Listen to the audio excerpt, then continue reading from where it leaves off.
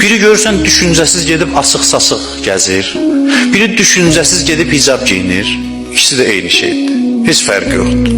Biri düşüncəsiz ateist olub, biri düşüncəsiz dindar. İkisi də eyni şeydir. Heç bir fərqi yoxdur. Hamısı eyni azğınlıqdadır.